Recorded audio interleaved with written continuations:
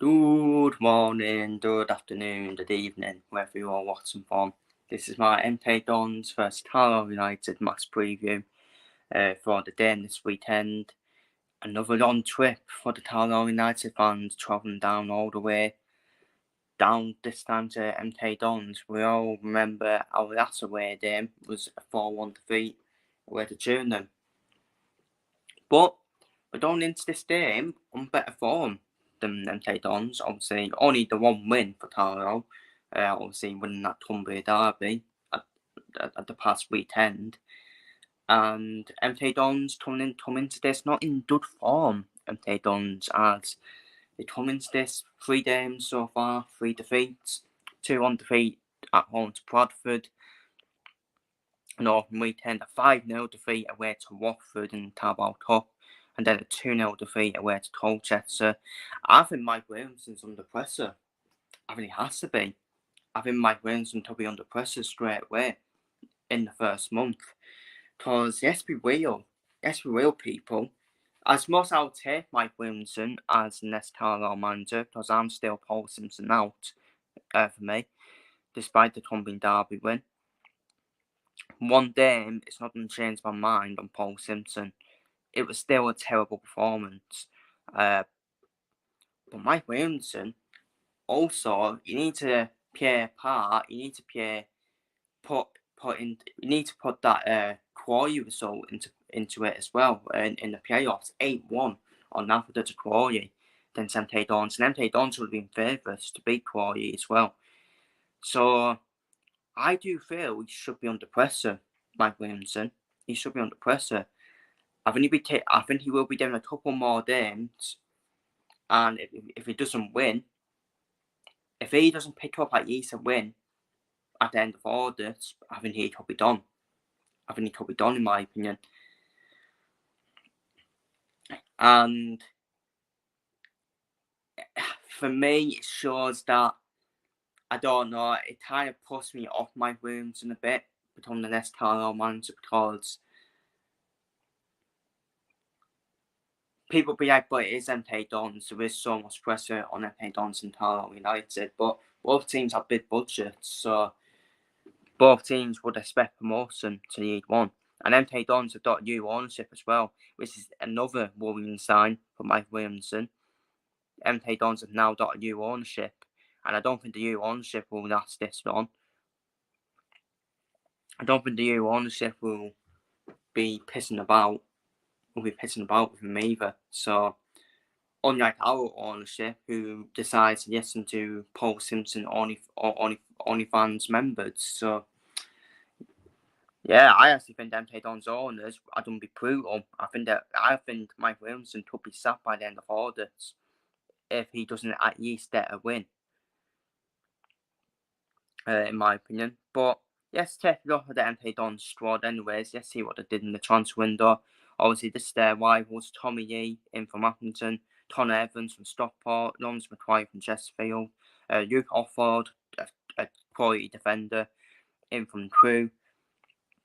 And obviously Crewe lost recently to Chesterfield, so you can probably see that miss for Crewe in defence. Joe Pritchard from Accrington, Sam Sherwin from Northampton, Liam Taye from Crawley, Tom Towell from Exeter, Tam Hendry from Salford, and Alan Yamane from Ross County. In terms of departures then, this is Masteen's done to Belgium Dent, Belgium Club Dent. Daniel Harvey's done to Wickham. Defoe's done to obviously Dunbarton with Bowman FC, and Connor Twan's done to Notts County.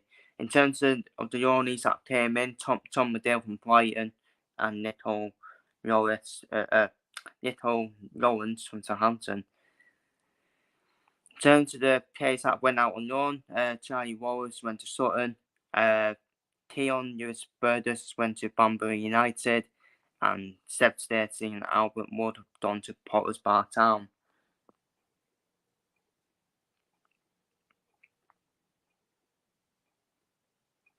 In terms of the players that were released, obviously this summer, Michael Terry, former Carlisle keeper, but didn't really get any games at Carlisle, has gone to Upton Stanley. Dan Temp, gone to Southampton. Dan Temp's gone to Stevenage. Cam Norman's gone to Tron Rovers, that's a big miss at right back. Rowan O'Hara has gone to Hibernian, and of course, Ethan Robson has joined Carlisle United. And we are yet to see what Ethan Robson's made of, to be honest with you, because he's currently out injured. And Mo Elsa is currently free agent. And if I'm Carlisle United, I'll go in for Mo Elsa. I'll take him in the heartbeat. Another pacey winger who's available. If Paul Simpson wants to go on that free agent market, then don't have to Mo Elsa then. Don't have to Mo Elsa. Will make a difference to our team with his pace.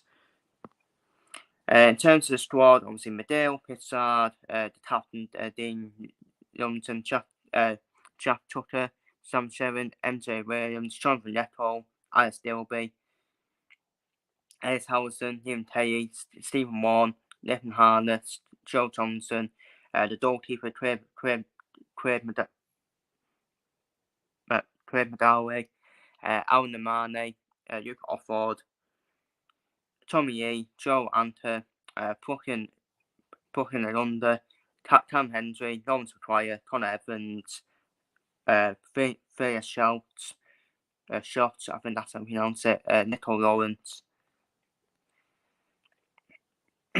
Tom Carroll, Matthew Dennis, Ronnie Sanford, Sin Hudit, Callum Tripp, and Charlie Sturgeon. This was how MK Dons lined up in their 2-0 defeat to Colchester. So they do play a 3-4-2-1, MK Dons. And yeah, a bit of a weird one. Luke Offord in midfield when he's naturally a centre back. So a bit of a weird one there. MK Dons fans weren't happy with Cam Hendry coming off either. So, and by the way, MK Dons only lost in the last 10 minutes of the game. Let's be real. They only lost in the last 10 minutes of the game. That's where Colchester stopped both their domes in the last 10 minutes of the game. But it's not a good way to use the game where you, after being in the game for so long, and then two straight goals, and you end up using them 2-0. So that's how MK Dons lined up in the last game. In terms of my lineup, this will be my lineup against MK Dons. I'm still making changes despite the wind and Sparrow. Ben Barkey should be dropped, in my opinion. He's not done enough. He's a centre back, and he shouldn't be playing anywhere. He shouldn't be anywhere near in midfield. There were still same old problems there. Obviously, Terrell Thomas and Ben Williams are doubts because they did come off injured, both of them. But apparently the injuries aren't serious, so both of them should be okay. RC Davis at right back, Aaron Hayden at centre back, and Harry Lewis. But to be fair to Harry Lewis, he did well in the Cumbria derby. To be fair, Harry Lewis, but again, was he really tested? You do need to put that into consideration as well. The midfield has to be Harrison Neal, Josh Ferrer, and John Mayers. John Mayers tries forward when he's in that back three, so why not put him in pretty midfield? He's the one who's going to be driving forward in that midfield for Carlisle. Well, Harrison Neal and Josh Ferrer would be that double pivot for me. Charlie White in the middle. Charlie White needs to up his game for me. I think Charlie White needs to start getting on the score sheet because it's not really good signs so far from Charlie White, in my opinion. But I will say he didn't do well with Adu J. Just didn't do well with Adu J. Adu J, he's a left winger for me. He's not a striker. We saw the area he scored that goal against Barrow. He came in from the left. Put press on the Barrow defender, won the ball, and scored from tight angle. And put it and shot in the bottom corner. That's where Adu J should be. He's a left winger. He's not done enough to be a striker. And for me, I just don't know what's going on. Why Paul Simpson's not pitching Dan Butterworth. when then he's our only other pacey winner. The time I'm doing this video, by the time I'm doing this video for me, our only pacey player. So I think Dan Butler, I actually think he is quite good on his weak foot as well, Dan Butler. So put him on the right wing. If Paul Simpson would have listened to me, we actually would have been more convincing in the games. Then I actually wouldn't have a problem. But Paul Simpson, we all know what he's going to do. 5-3-2. Ben Barkley still done be midfield. You know he is. And it's going to be the same old shit again. Same old shit again. And this time, we'll be saying the same old things again. And in terms of my prediction for the game, it's a hard one, isn't it? It's a hard one because MK Dons turning into this not really in good form. We're losing all 3 games so far, MK Dons. And Carlisle, we should be more confident Dons this game. I was feeling the worst a couple of weeks ago after the 4-1 defeat to Turnham. But now, MK Dons do concede, don't they? They do concede. So I do think we will score. And we're going to put in big numbers, aren't we? We're going to put in big numbers at MK Dons. And we put out big numbers away to Bolton, didn't we? And we saw what happened there. We won 3-1.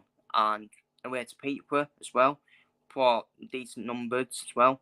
And we beat them 3-1. We should be confident. We actually should be confident because let's be real, I put the pressure on Barrow by saying Barrow should be winning the Cumbria derby because they're going to the game in better form.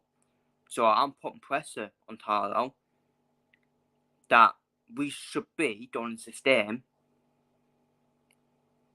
probably as favourites for me.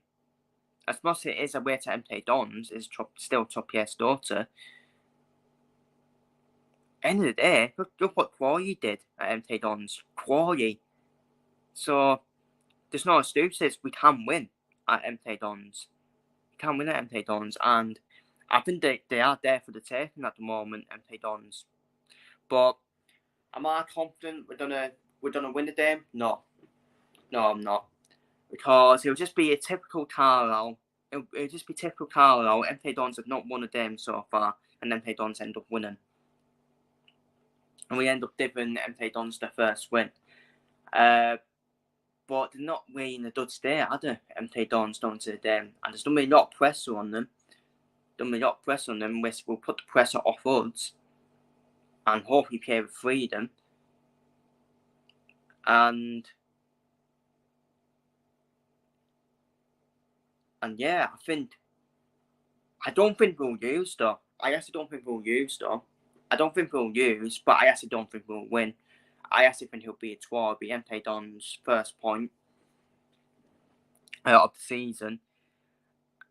We were better defensively against Barrow, much better than we were against Turnham. And even though I still wouldn't be shocked if MK Dons did win though, it'd just be the Carlisle way to give them the first win. But even though for a 1-1 draw, would that still be a good result for Carlisle? This early in the season, it's one of them. It would be a missed opportunity, wouldn't it? But at the same time, if you asked me start the season, would you take a point at MK Dons?